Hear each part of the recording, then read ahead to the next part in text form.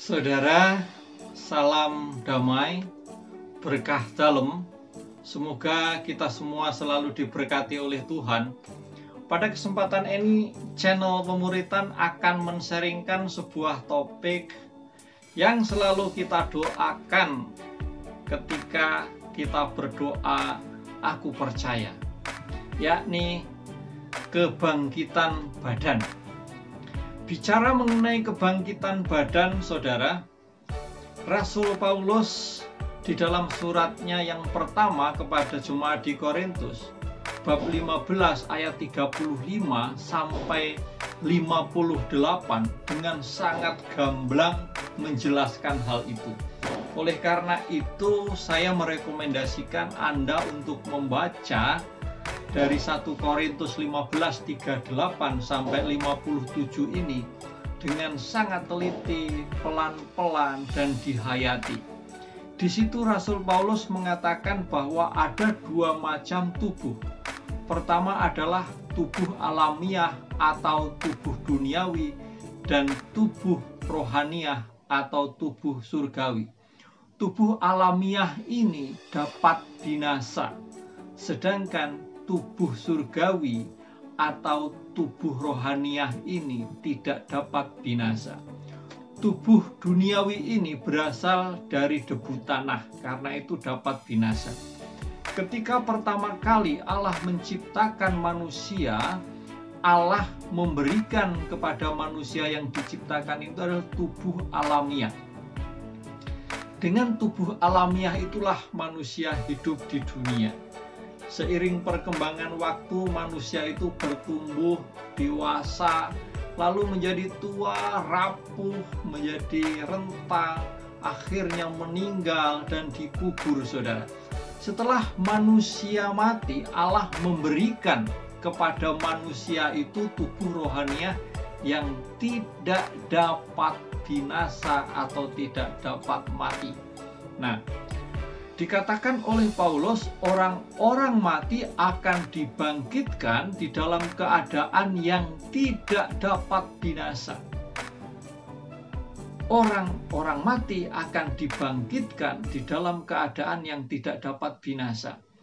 Kita akan memakai rupa yang surgawi, rupa yang berasal dari surgawi.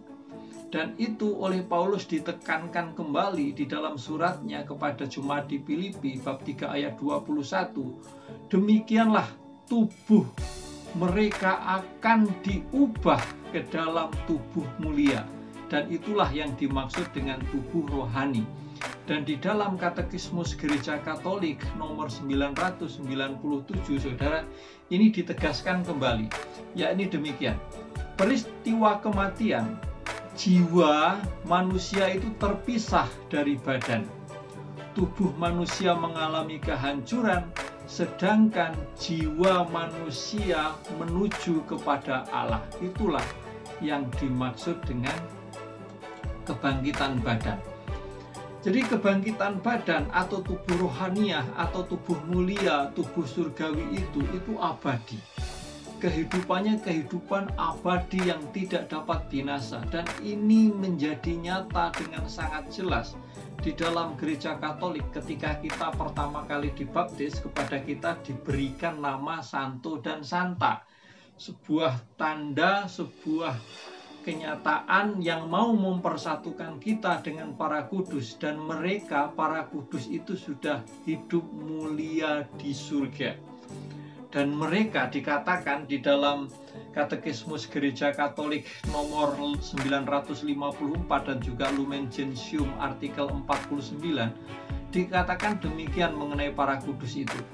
Mereka telah menikmati kemuliaan sambil memandang dengan jelas wajah Allah Tritunggal. Nah, mereka telah menikmati kemuliaan sambil memandang dengan jelas wajah Allah Tritunggal, saudara. Itu keabadian. Lalu muncul sebuah pertanyaan, kalau begitu seperti apa tubuh mulia itu yang dibangkitkan itu? Apakah tubuh surgawi yang akan dikenakan kepada kita ini sama seperti saat kita di dunia. Kalau saya kulitnya hitam, akan seperti hitam. Tidak, saudara. Peristiwa penampakan Bunda Maria menunjukkan kepada kita bagaimana tubuh yang mulia itu, bagaimana tubuh surgawi itu, bagaimana kebangkitan badan itu, tubuh yang mulia itu. Bunda Maria menampakkan diri kepada Maria Bernadette Soubirous itu di Lourdes tahun 1858, dan kepada 3 anak di Fatima. Bunda Maria itu sebagai pribadi yang mempunyai tubuh yang muda, yang cantik, yang bersinar. Itulah tubuh yang mulia, tidak dapat binasa. Cantik, kalau laki-laki tampan, bersinar, selalu muda, tidak pernah binasa. Itulah saudara yang dimaksud tubuh yang mulia. Tidak seperti kita saat ini, tubuh jasmaniah ini yang membutuhkan, yang terikat materi daging dan darah, membutuhkan hal-hal duniawi. Tubuh surgawi, tubuh mulia tidak membutuhkan itu. Lalu kapan kebangkitan badan itu terjadi? Gereja Katolik percaya bahwa pada akhir zaman, di situ Tuhan Yesus akan datang mengadili semua orang. Mengadili semua orang.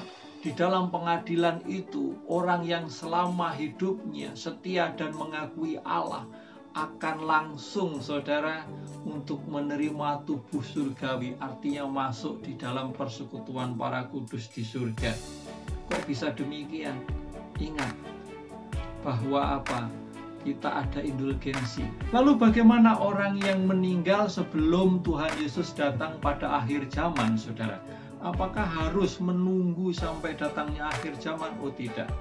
Kepada mereka dikatakan demikian di dalam Katekismus Gereja Katolik nomor 1022. Pada saat kematian, setiap orang akan menerima ganjaran di dalam jiwanya yang tidak dapat binasa.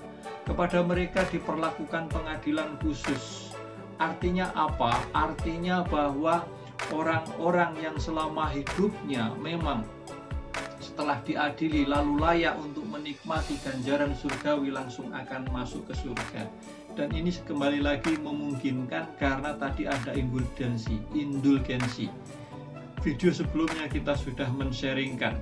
Sementara untuk orang-orang yang masih mempunyai tanggungan harus berhenti dulu, di mana di perhentian api penyucian. Sementara orang-orang yang tidak di api penyucian tetapi harus mengalami hukuman kekal, langsung masuk di dalam keadaan terpisah dari Allah selamanya. Itulah saudara yang bisa saya sharingkan.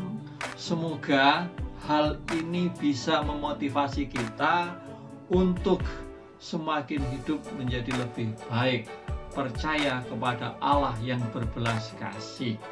Percaya bahwa ada kebangkitan badan setelah kehidupan di dunia ini. Berkah dalam